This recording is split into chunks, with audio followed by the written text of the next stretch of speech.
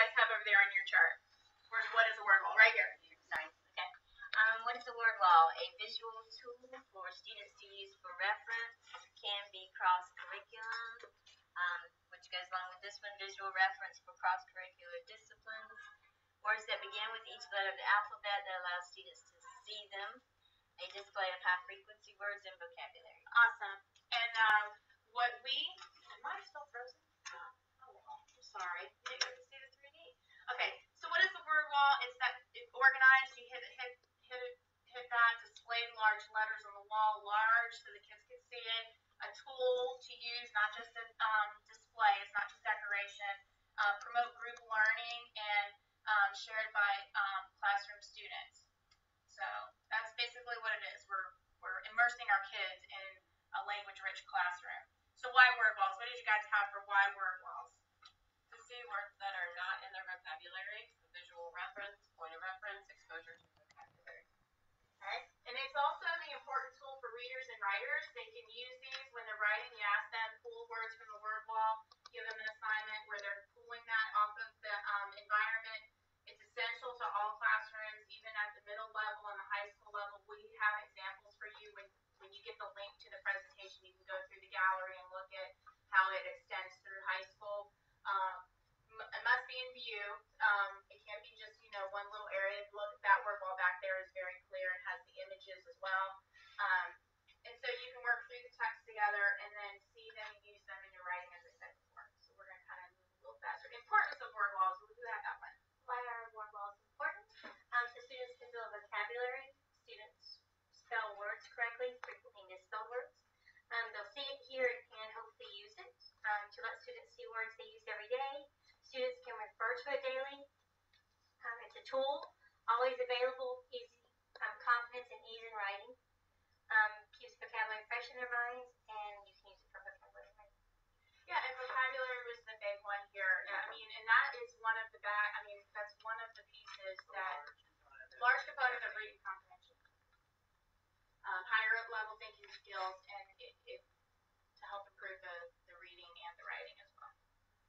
Importance, again, we also found through when we were looking at other PowerPoints and trying to gather our resources, those high frequency words, like you said, subject specific vocabulary, so they can internalize the key concepts. Like you said, spelling, encourage increased student independence, gives them the visual cues, and regardless of grade level, subject area, like we said, it's an extremely effective teaching and learning tool. So who has elements right here? The elements of an effective word wall are words, high frequency words, eye-catching, organized, defining words, meaningful, colorful, concept-specific, high frequency words, visual representations that are easily referenced. Yep. And it's something you build over time. You just can't slap them all up there all at once, because then, I would get overwhelmed. My ADHD would go through the roof. I would be like a ping pong going, okay, what am I focused on here?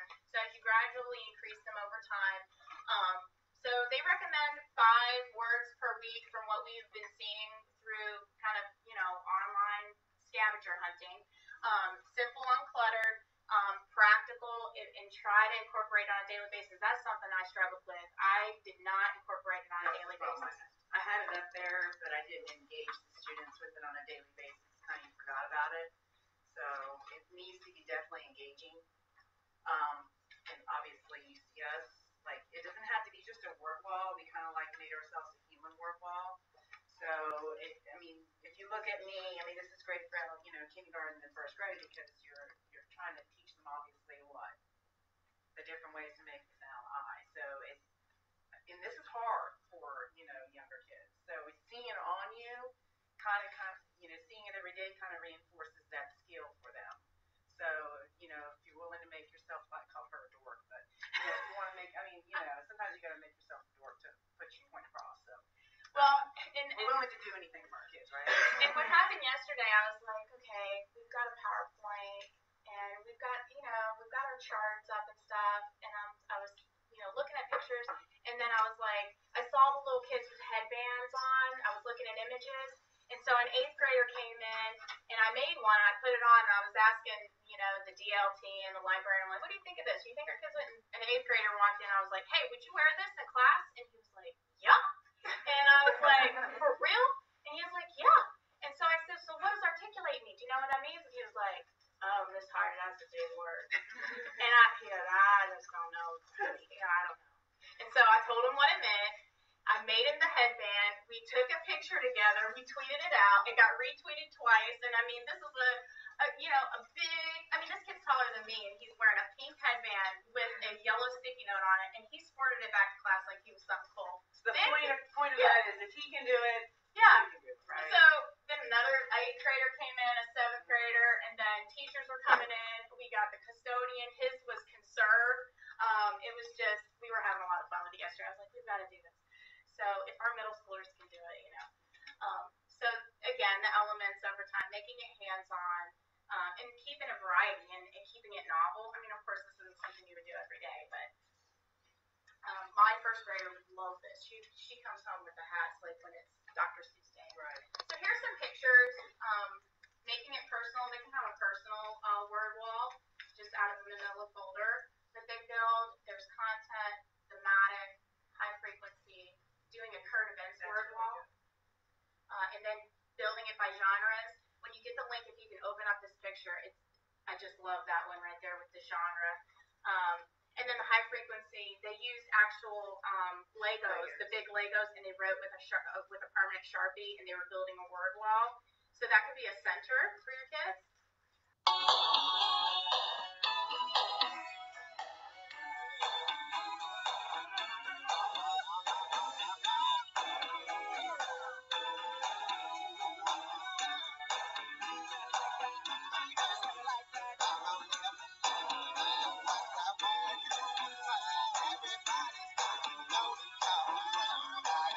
Strategies for engaging students in building the word wall.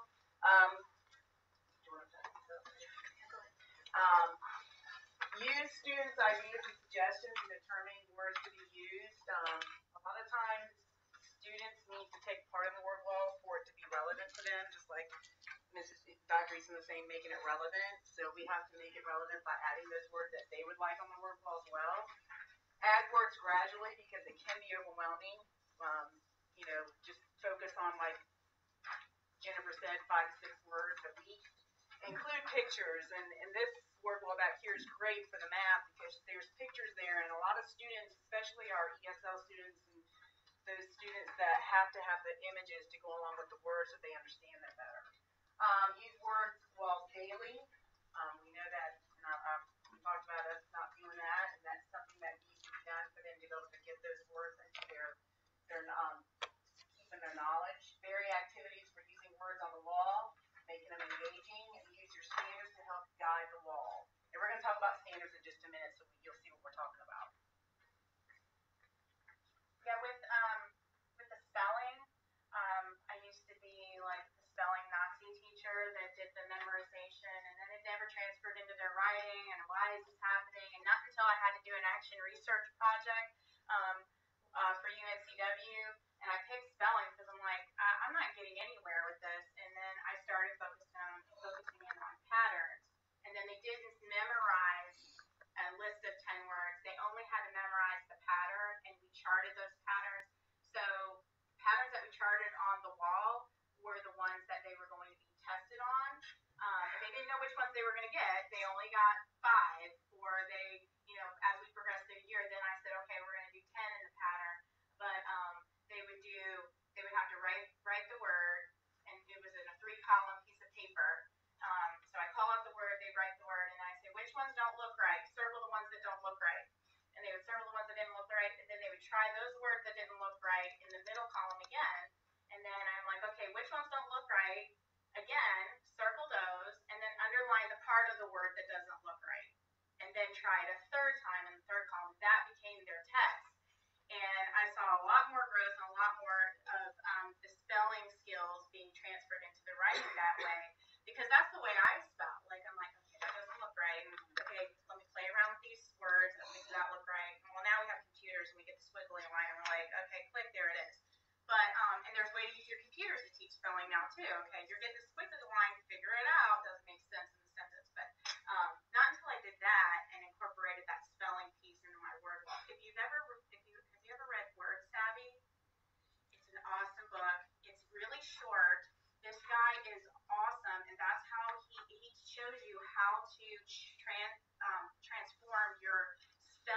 instruction.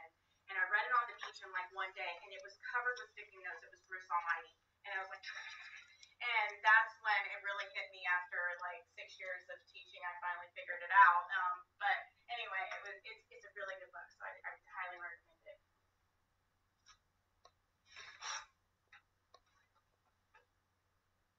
This is the standard one, and the reason we put this in here is because we know we want the vocabulary pulled from our standards. So this is just something that at the school I'm at, there's a teacher, she's a second grade teacher, and what she does is she prints out the standards for the kids, and they have their readers interactive notebook. And she has them paste the standard at the top of their notebook, and as a class, they go through and they highlight words in that standard that they work on. So the students are picking out the words with her, so it's kind of more relevant for them because it's their words they choose. So what we were going to do is we're going to have you think about, okay, if you were given, if this was the standard your students were learning this week, what words, decide which words you would choose from the standard. So we're going to give you some paint chips, and what she does is once they decide on the words, she writes the words on paint chips, and during the week they have the paint chip on the front of their desk, and they're always interacting with those words throughout the week. So we're going to have you do the same thing. We're going to have you think about the standard and think about what words you think would be important to pull from the standard that you want them to be engaged with to understand the vocabulary of the standard. So we're going to give you a few minutes to think about that. You can work together if you want, or you can do it on your own. Thank you. We chose compare and contrast. Compare and contrast. And we also chose same and similar to talk about synonyms. All right, yeah. Same and similar, they do get confusing once in a while. And then we also chose talk about how compare and contrast are antonyms. Okay. And then great. what exactly we're comparing and contrasting, which are the settings, the what, the store, and the things. So we can discuss, what each one of those actually are. And yet you're still teaching synonyms and antonyms. Exactly. The words. That's great. That's a good idea. All right. Have an example of what you can do and Like the possibilities are endless. I mean, paint chips are great. like have a paint bucket at the door, and they pick their paint chip up each day, and if they use it appropriately in class, they get a sticker, or they get, like you can make it a competition. We did like whole core competitions. Yeah. Had each core for middle school, and whoever got the most stars, and they get really riled up about that. And as far as your headbands go, like Jennifer was stating, like during the day you don't call each other by names anymore, you call each other by the words. So instead of saying Susan, you say metamorphosis. Say those instead of Or all your their names nouns are no line longer up their for names. lunch. All your verbs line up for lunch.